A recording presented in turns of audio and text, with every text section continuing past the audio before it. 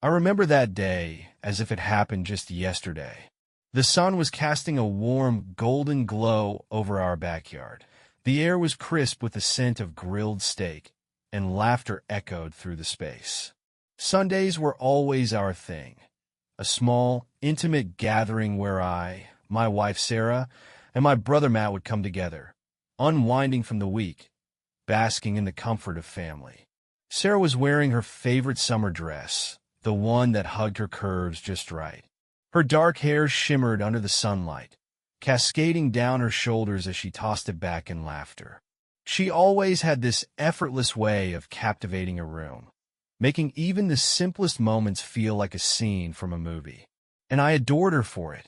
Matt stood next to me, flipping the steaks on the grill, his usual confident smirk plastered across his face. "Man, you really know how to throw a barbecue," he chuckled, patting me on the back. "No wonder Sarah married you." Sarah giggled, sipping her wine as she leaned in a little closer to him. "Oh, trust me, it wasn't just his grilling skills that won me over," she teased, giving me a playful wink. I smiled, feeling that warm sense of pride that always came with moments like this. My wife, my brother, my family, everything felt perfect. But looking back now, I realize how blind I was. Because beneath the smiles, beneath the laughter, beneath the picture-perfect facade, something dark was lurking. And I had no idea that my world was about to be shattered into a million pieces. If only I had seen the signs sooner. If only I had known what was really happening right in front of me. At first it was subtle, so subtle that I almost didn't notice it. Sarah had always been affectionate. Playful touches, lingering glances, the way she'd rest her head on my shoulder while we watched TV at night. But lately something felt off. It wasn't obvious, not yet, but it was there. A shift, a distance. She wasn't laughing at my jokes like she used to. The way she kissed me felt different, colder, less present. And then there was her phone. Sarah had never been the type to guard her phone. We never had secrets, at least that's what I thought. She used to leave it lying around carelessly, face up on the counter or beside her on the couch. But lately she kept it glued to her hand, the screen always angled away from me. At first I brushed it off. Maybe she was just distracted. Work stress. Family stuff. But then I started noticing the late-night notifications. The quick, subtle movements. The way she'd tilt the screen just enough so I couldn't see. The way she'd flip it over the second I walked into the room. One night, as we were lying in bed, I caught her staring at it, a soft glow illuminating her face in the darkness. Her lips curved into a faint, almost secretive smile. I turned toward her, trying to ignore the sudden, tight feeling in my chest. "Everything okay, babe?" She jolted, like she hadn't even noticed me watching. The reaction was too sharp, too unnatural. And then she forced a laugh, too high-pitched, too quick. Of course. Why wouldn't it be? That was the first real moment I felt it. That unease, that tiny, creeping whisper in the back of my mind telling me that something was wrong. But I ignored it. I told myself I was imagining things, that I was overthinking, because Sarah would never, right? It was late, too late for casual texts. The kind of hour where most people are either deep asleep or tangled in their own quiet thoughts. But not Sarah. I had already turned off the bedside lamp, sinking into the familiar warmth of our bed, my body heavy with exhaustion. The soft hum of the ceiling fan filled the silence, and for a moment, everything felt normal, peaceful. Then a faint buzz. I barely registered it at first.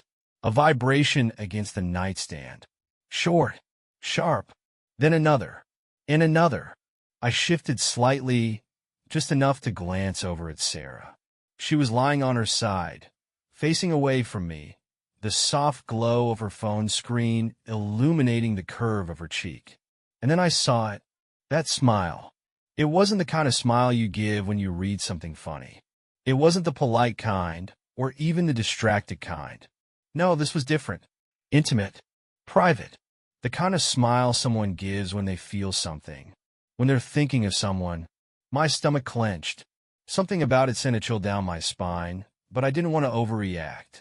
Maybe it was just a friend, maybe a late-night meme, some inside joke I wasn't in on. But then, as she scrolled through the message, my eyes flickered to the name at the top of the screen. Matt Red Heart. Everything inside me froze. Matt. My brother. My own flesh and blood. My breath caught in my throat. My heartbeat quickening. The room suddenly felt too small, too quiet. I forced myself to stay still, to keep my breathing even. She couldn't know I was watching. I needed to see what she would do next.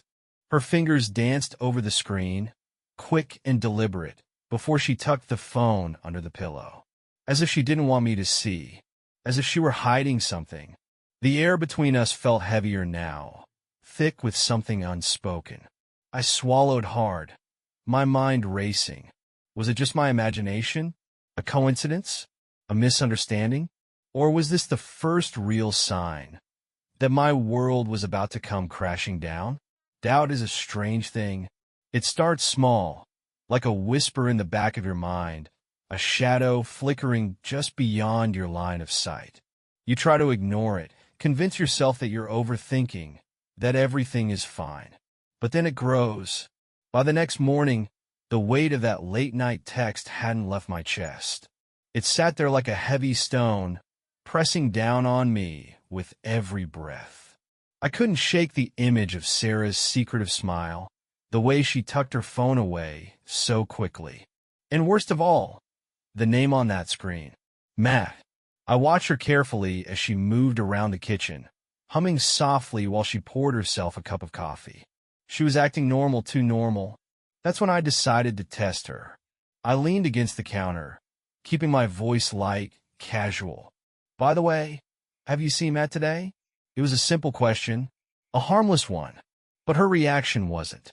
Her body stiffened, just for a second, just barely, but I noticed her fingers tightened around the handle of the mug, and then she quickly turned her back to me, pretending to grab something from the fridge.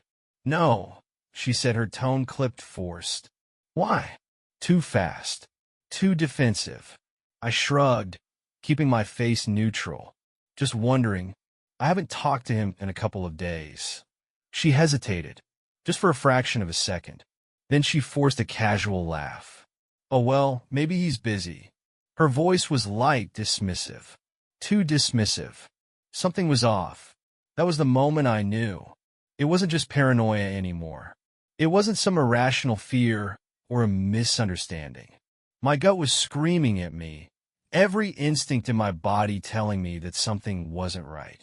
Sarah was hiding something, and I was going to find out what. I waited until she left the house that afternoon, claiming she was meeting a friend for lunch. That's when I made my move. I went straight to the one place that never lies. Technology. I rummaged through the drawer in my office, pulling out a tiny, high-resolution security camera I had bought months ago but never used. It was barely bigger than a quarter, easy to hide, undetectable to the naked eye. My hands were steady as I set it up in the living room, positioning it discreetly between the books on the shelf, angled perfectly to capture the couch. Then another one, tucked carefully into the corner of the bedroom, blending seamlessly into the shadows. If something was happening, I was going to see it with my own eyes. As I stepped back, looking around, my stomach twisted. I didn't want to find anything. I wanted to be wrong. I wanted to look back on this and laugh at myself for being paranoid. But deep down, I knew the truth was coming. And something told me I wasn't ready for it. The next morning, I woke up with a knot in my stomach. Sarah was already up, moving around the house like it was just another day.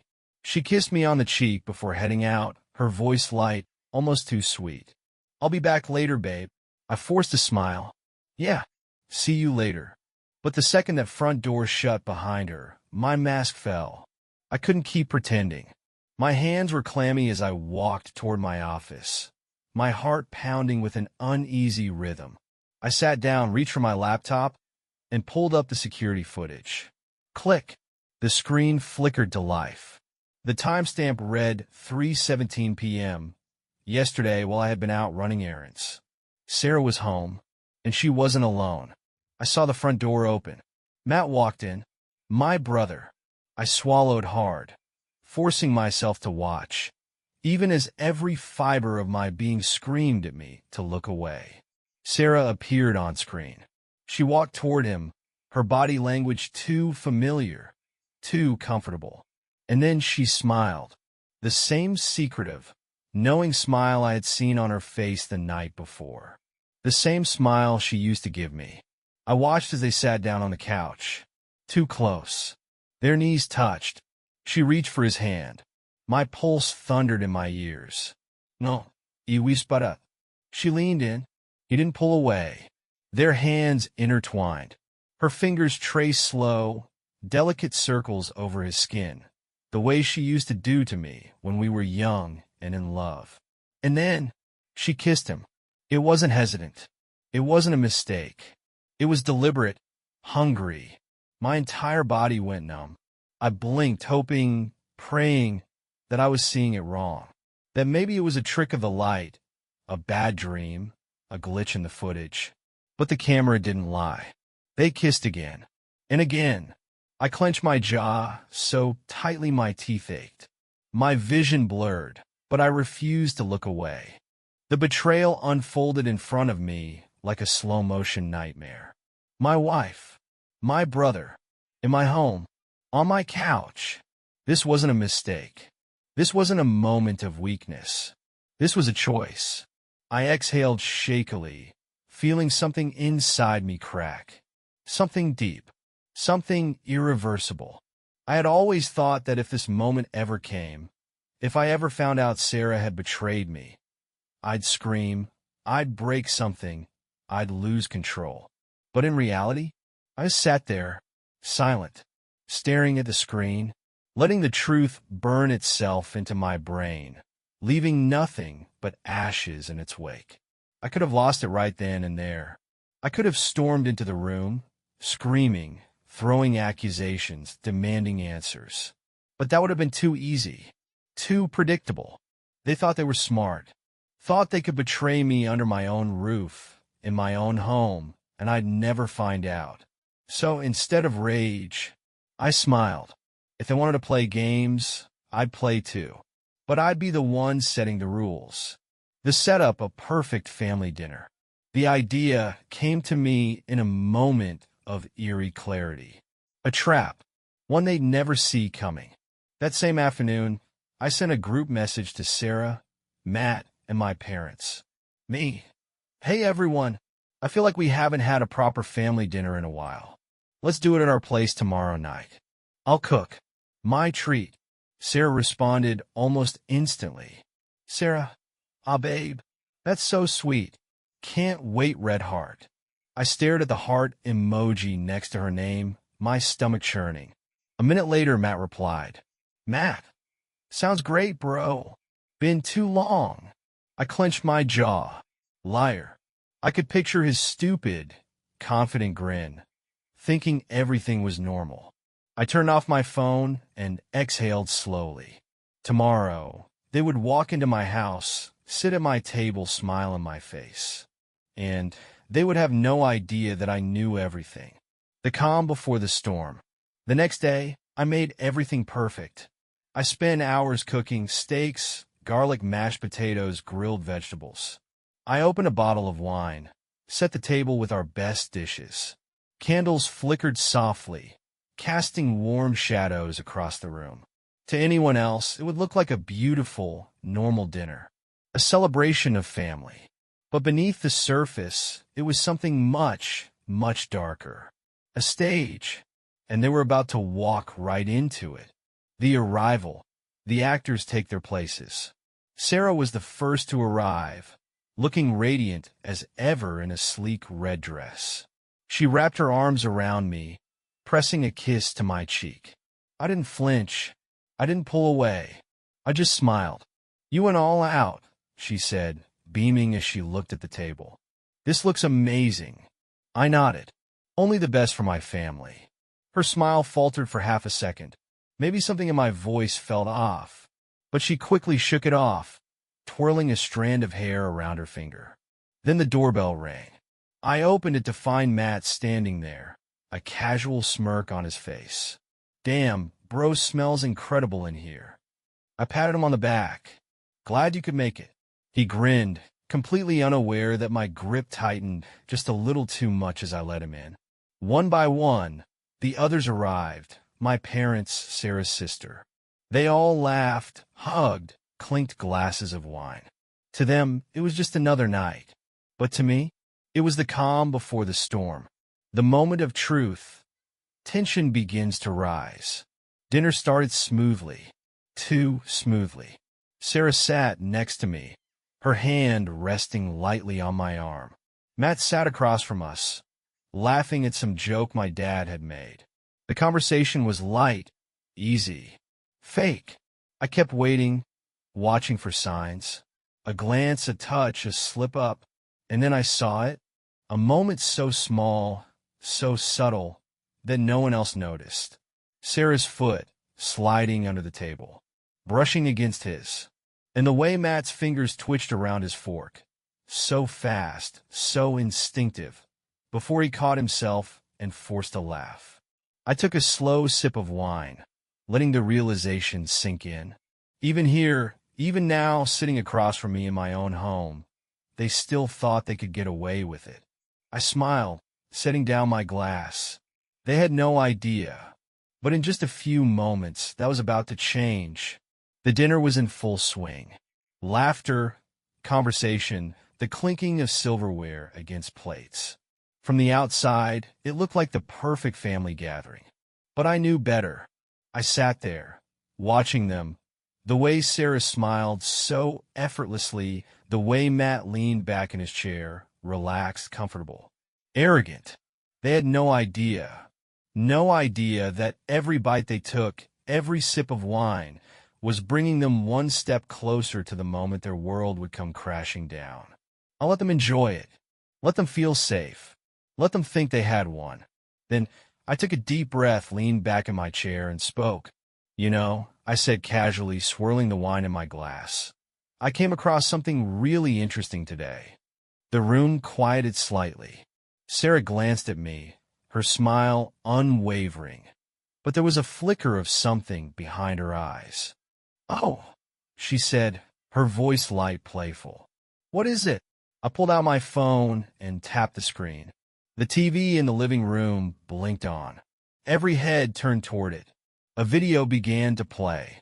The footage, the moment that changed everything. The first frame was grainy but clear. My living room. Yesterday. Sarah sat on the couch. Alone. For a moment. Then, the front door opened. Matt walked in. The silence in the dining room was instant. Heavy. Suffocating. Sarah's wine glass trembled slightly in her hand. Matt sat up straighter, his knuckles white against the table. On the screen, Sarah smiled up at Matt. The same smile she used to give me. The one that used to make me feel like the luckiest man in the world. I heard a sharp intake of breath. My mother, her hand clutched to her chest.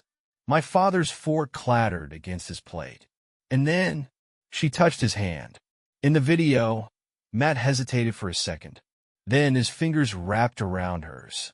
The silence in the dining room became unbearable. "No," my mother whispered, shaking her head in disbelief. On the screen, Sarah leaned in. Matt didn't move away. And then, they kissed. Not a mistake. Not a misunderstanding. A choice. A deliberate, slow, intimate kiss. The moment their lips met, reality shattered. Crash! Sarah's wine glass slipped from her fingers, hitting the table, deep red liquid spilling onto the white tablecloth like blood. My father stood up, so quickly his chair nearly toppled over. My mother covered her mouth, horrified.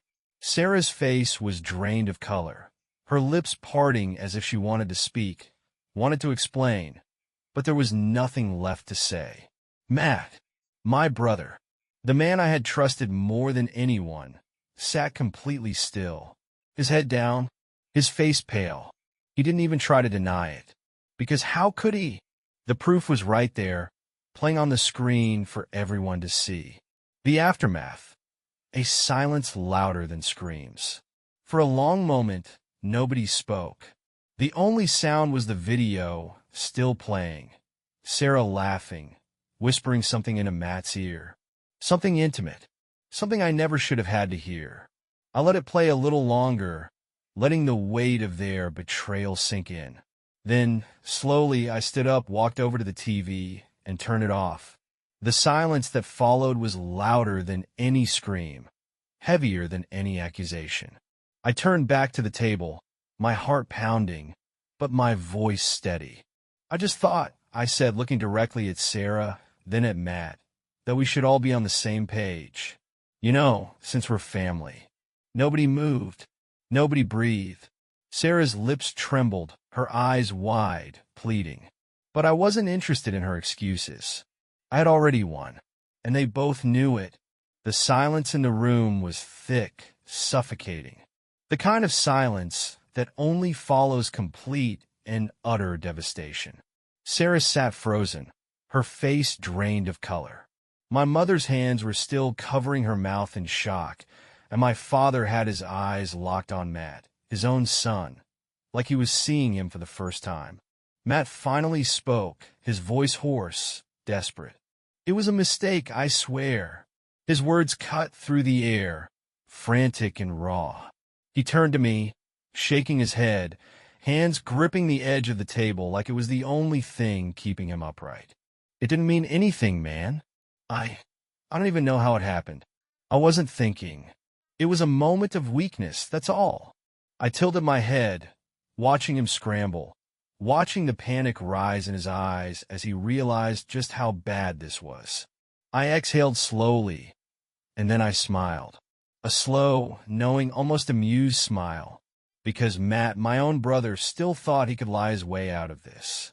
Still thought this was the worst of it. He had no idea. The second tape, the final blow. I reached into my pocket, pulling out my phone. Sarah's head snapped toward me, her breathing ragged, her body stiff. She knew. She knew.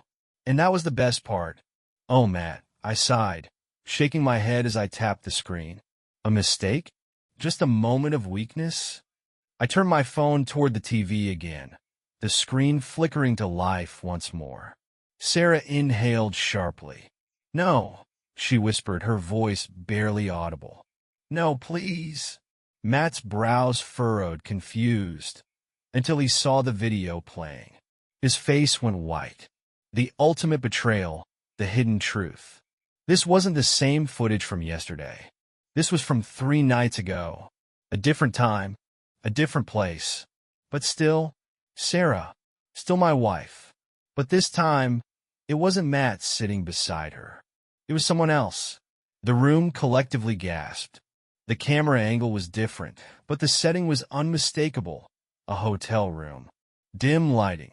A bottle of wine on the nightstand. And Sarah in bed. With another man. Not Matt. Someone completely different. A stranger to everyone in this room. Except her. The shockwave, no one saw it coming. Sarah's hands flew to her mouth, her whole body trembling as she stared at the screen, her own betrayal playing out for everyone to see. Matt was still in shock, his jaw clenched, eyes darting between me and the screen, trying to process what the hell he was seeing. Because in that moment he realized something. He wasn't the only one. He wasn't special. He wasn't different. He was just another name on her list. Just another fool.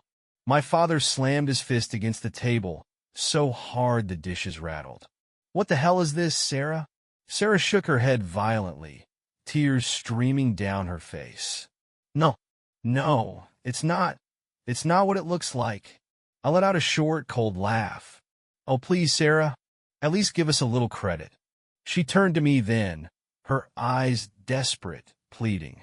I can explain. Can you? I cut her off, raising a brow, because I'd love to hear it. Really? I mean, which part are you explaining first? The part where you cheated on me with my brother? Or the part where you cheated on my brother with someone else?" Matt flinched like he'd been slapped. That's when it hit him. He wasn't just a cheater. He was a victim, too. I could see it in his face, the slow realization. The way his hands clenched into fists. For the first time all night, I saw the rage in his eyes. The tables turned, a betrayal too big to ignore. Sarah wasn't just unfaithful to me. She had played all of us. Matt, who had thought he was getting one over on me, now realized he was just another pawn in her game. My mother sat back, shaking her head in disbelief. "My God, Sarah, you've been lying to everyone. This whole time." Sarah turned to Matt, reaching for him. "Matt, please." But he pulled away. For the first time tonight, I saw anger in his eyes. "You lied to me," he muttered, shaking his head, betrayed. I leaned back in my chair, watching as everything crumbled around her. She had thought she could keep control, thought she could manipulate her way out of this. But now there was nowhere left to run. The weight of the truth hung in the air like a storm cloud, ready to burst. Sarah was shaking, her face streaked with tears, mascara smudged under her wide, desperate eyes. The reality of what had just happened was finally crashing down on her. Her secrets were out, her lies exposed, and there was no way to take them back. She turned to me, her voice cracking. "Please, baby, please, you have to listen to me." I just stared at her, silent, unmoved. She took a step toward me. It didn't mean anything. I was lost. I was confused. I made mistakes, but that doesn't change what we have. I let out a breath, a slow, measured exhale. What we have, what we had. Her voice broke completely as she fell to her knees, gripping my hands. "I love you. You have to believe me. We can fix this. We can move past it." Her fingers trembled, clutching at me like she could somehow pull me back into her world of lies, like she could erase everything with empty words and hollow promises. Matt was silent, his expression dark, unreadable. The humiliation of it all had finally sunk in for him, too. He wasn't her prize. He was just another mistake. I looked down at her, my once beautiful wife, now a wreck of her own making. I felt nothing, no anger, no sadness, just clarity. I slowly pulled my hands away from hers, standing up to my full height. I could see it in her face now. She knew. She knew she had lost. She sobbed harder, reaching out for me again. "Please don't leave me. I'll do anything. Just don't walk away." I turned, reached for my glass of wine, and lifted it. A final toast. I looked around the table, meeting every stunned, horrified, and guilty face one by one. Then I turned my eyes back to Sarah, and with a slow, deliberate smirk, I raised my glass. To new beginnings. Silence. Absolute silence. Then I took a slow sip, savoring the taste before setting my glass down and walking away. I didn't look back. I didn't need to, because the moment I stepped out of that house, I knew I was never coming back. The screen fades to black. The echoes of the shocking dinner still linger in the viewer's mind. The raw betrayal, the desperate pleas, the cold, calculated exit. For a moment, there's only darkness. And then, white text appears on the screen. 1 year later, a soft piano melody begins to play, calm, reflective, almost ironic given everything that has happened. Then, the black screen fades into a new image. A sunlit beach, waves crashing gently in the background. The golden glow of sunset reflecting off soft, white sand.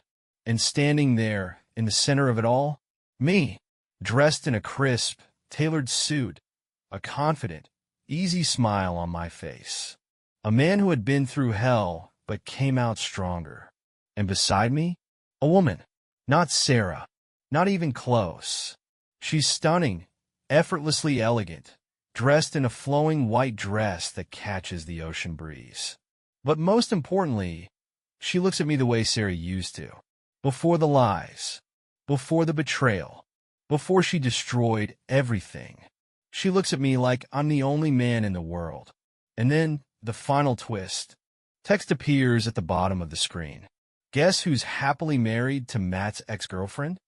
Boom. The realization hits. Matt, who thought he had stolen my wife, who thought he had won, was now sitting alone. And me? I was standing here, stronger, happier, completely untouchable. The ultimate revenge wasn't anger. It was moving on, winning. The camera zooms in, capturing that perfect, victorious smile on my face. And then, fade to black. The end.